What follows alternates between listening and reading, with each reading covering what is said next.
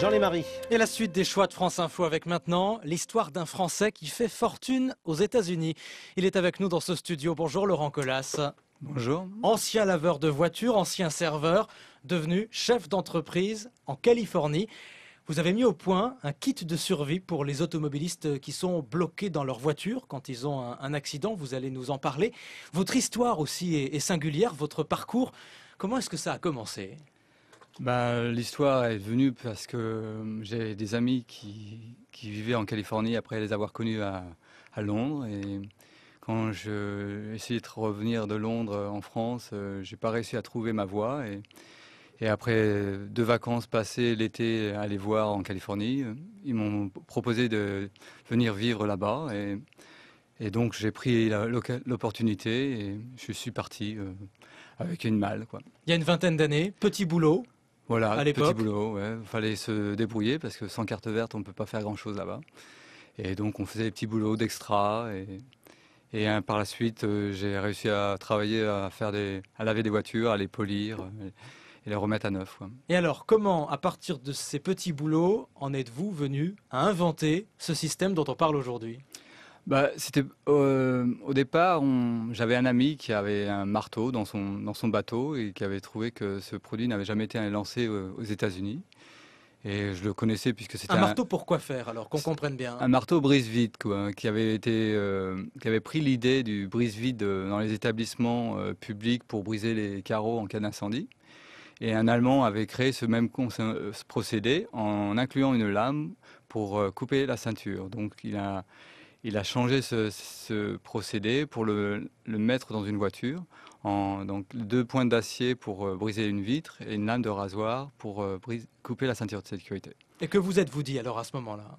Donc on a fait des études parce que moi je comprenais pas. C'était un produit qui a existé depuis, qui avait été lancé en 83 en Allemagne, donc ça faisait bien longtemps. J'avais du mal à comprendre comment les États-Unis n'avaient même pas encore mis en place ce genre de produit. Et je me suis mis en contact avec cette société hollandaise qui était devenue la propriétaire de ce produit. Et ils m'ont proposé d'acheter les droits sur le continent nord-américain.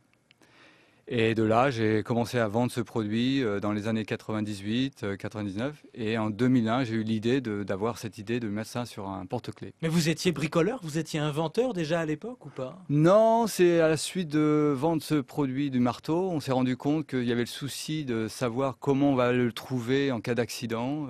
Et comment on va l'utiliser. Et alors là est venue l'idée donc de ce kit, c'est tout petit, hein, vous me l'avez montré tout à l'heure avant d'entrer dans le studio. Ça se présente comment en quelques mots ? On ne fait pas de publicité, hein, je le répète sur France Info, mais voilà, il faut bien qu'on sache de quoi on parle. Le produit, il est d'une taille d'une clé de voiture, il s'appelle Rescue-Me, R-E-S-Q-M-E, et il a un petit clip pour l'enlever.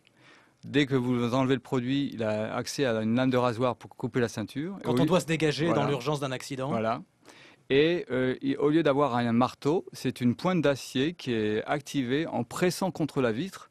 Cette forme cylindrique amène avec un système de ressort cette pointe d'acier avec une force de 5 kg pour briser les vitres latérales trempées. Et le tout donc concentré dans un petit porte-clés. Au moment où vous avez l'idée, vous êtes content, vous vous dites ça y est, j'ai mon idée. Oui, et à ce moment-là, déception. Déception parce que on m'a pris l'idée par une société japonaise. C'est-à-dire, attendez, il faut qu'on raconte ça parce que la vie des inventeurs, on l'imagine pas forcément. Vous dites, on vous a pris l'idée. Que s'est-il passé ? Les Japonais, c'était une société japonaise qui a eu un incident. 3 de leur personnel a décédé à la suite d'un accident en tombant dans la flotte. Ils nous avaient approchés pour utiliser ce marteau au départ. Et ils ont vu que le produit était trop gros, ils nous ont demandé si on avait quelque chose de plus petit et on leur a dit que c'était en développement. Et en leur donnant un petit peu de détails sur le procédé, et ils ont été voir un fabricant de lance d'incendie pour avoir ce produit fait directement parce qu'ils avaient un temps assez précieux. Et quelques temps après, par hasard, vous tombez sur votre produit mais ailleurs et sans vous. Voilà. Et bon, ça s'est bien terminé puisque on a collaboré avec le fabricant et Comment ça se passe quand c'est comme ça ? On négocie, on dit « Attendez, c'est mon idée ». Il y avait un brevet d'ailleurs ? Le brevet avait été déposé par eux. Ah, alors ? Donc ça m'a donné un côté moral. Quand on a une idée, il faut tout de suite la déposer. Mais un bon entendeur, hein, si vous êtes inventeur et que vous nous écoutez. Et non, j'ai pas voulu aller faire le forcing. J'ai présenté qui j'étais et comme ils n'avaient pas du tout le secteur du marché dans toutes les industries, on a collaboré et ils ont transféré tous les brevets à mon nom et sont devenus sous-traitants. Et aujourd'hui? Et aujourd'hui, donc, on vend le produit un peu partout dans le monde et avec bien sûr un plus gros chiffre sur les États-Unis. Comment s'appelle-t-il ce produit? Encore une fois, sans faire de publicité, on va quand même le nommer une fois. Rescue Me, R-E-S-Q-M-E. Rescue Me, et la marine américaine a adopté aussi votre système, je crois. Voilà. Mais il y a des voitures dans la marine américaine? Non, ils l'ont adopté pour un autre procédé, quoi. J'en parlerai pas plus. Et vous voudriez aujourd'hui que ce petit système devienne obligatoire, évidemment. Bah oui, je voudrais que ça fasse comme Vous voulez gagner plus d'argent? Non, c'est pas ça. Je voudrais que ça soit adhéré comme les ceintures de sécurité ou les airbags, où il a fallu démontrer pendant 20 ans que ça avait une utilité pour l'automobiliste. Si vous avez un conseil à donner à ceux qui inventent, qui essaient de trouver des idées comme ça de nouveaux procédés, quel conseil donnez-vous? Bah, de garder ça pour eux et d'avoir un contrat bien en forme quand ils en parlent à qui que ce soit. Donc on bricole chez soi dans son garage et au moment où tout est prêt, que fait-on?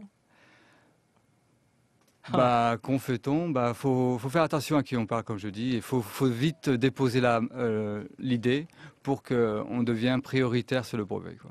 Laurent Colas, patron français installé aux États-Unis, et donc ce petit système qui lui permet aujourd'hui de gagner beaucoup plus d'argent que quand il avait des voitures en Californie. Merci d'être venu nous voir sur France Info.